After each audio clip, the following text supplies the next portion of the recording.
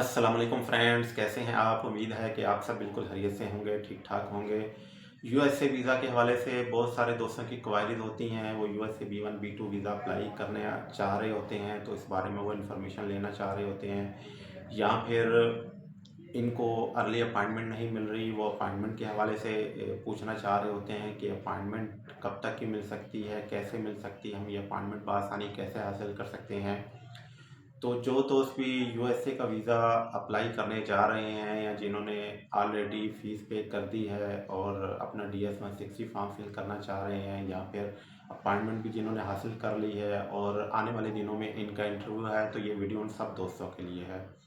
तो आते हैं आज के अपने टॉपिक की तरफ। अच्छा, सबसे पहले आपको मैं यूएसए की लेटेस्ट एक अपडेट दे दूं कि आने वाले दिनों में, जो कि फरवरी का फर्स्ट वीक आ रहा है, इसके अंदर यूएस एम्बेसी अपनी अप वेबसाइट है, इसको अपडेट करने जा रही है। ओल्ड वेबसाइट में कुछ तब्दीलियाँ की जाएंगी। अब ये क्या तब्दीलियाँ की जाएंगी, ये उसी वक्त मालूम हो सकेगा।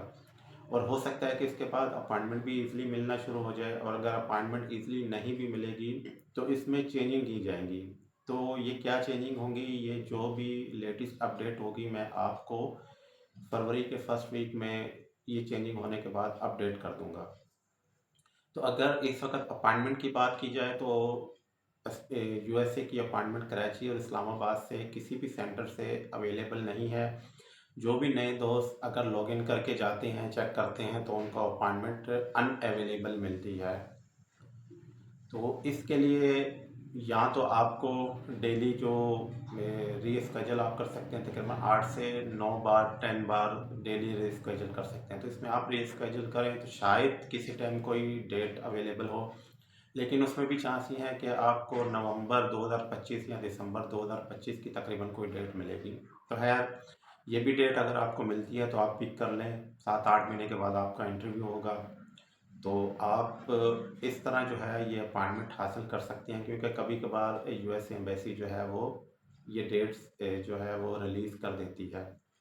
तो अगर आप समझते हैं कि आपको फरवरी, जनवरी, मार्च की डेट चाहिए, तो वो तो आपको नहीं मिल सकती, क्योंकि पिछले 3-4 महीने से यूएस एम्बेसी जो है नियरेस्ट डेट्स रिलीज़ नहीं कर रही। तो इसलिए आपको लॉन्ग टाइम के वेट करना पड़ेगा।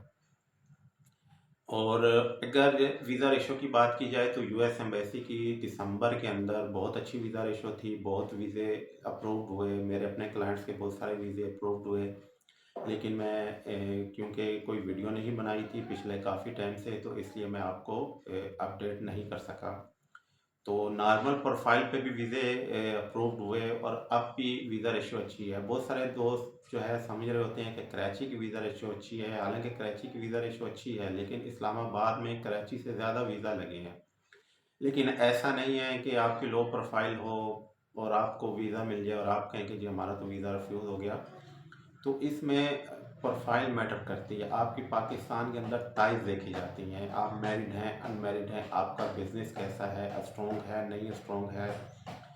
तो इसके अलावा आपकी ट्रैवल हिस्ट्री को देखा जाता है। तो ये सब चीज़ों का होना ज़रूरी है।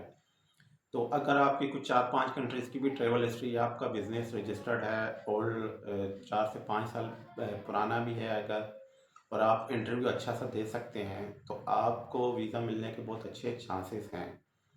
इसमें सबसे जो मेन एक चीज़ है वो इंटरव्यू होता है, क्योंकि डॉक्यूमेंट्स ज़्यादातर देखे नहीं जाते।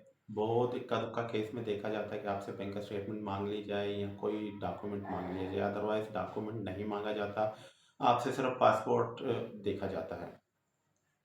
तो इंटरव्यू में देखें, सबसे पहले तो इंटरव्यू में जो आपसे क्वेश्चन होते हैं वो आपके DS-160 के हवाले से ही होते हैं। जो आपने इन्फॉर्मेशन दी होती है DS-160 फॉर्म में, इसी में से ही इंटरव्यू होते हैं। अगर आपने DS-160 फॉर्म जो है अपना स्ट्रॉन्ग फिल किया हुआ है, तो आपके जो क्वेश्चंस आपसे पूछे जा रहे हैं उसके आंसर भी स्ट्रॉन्ग होंगे, तो आपका वीज़ा बआसानी मिल सकता है। जैसा कि आपसे फर्स्ट क्वेश्चन पूछा जाता है कि आप क्यों जाना चाह रहे हैं यूएसए।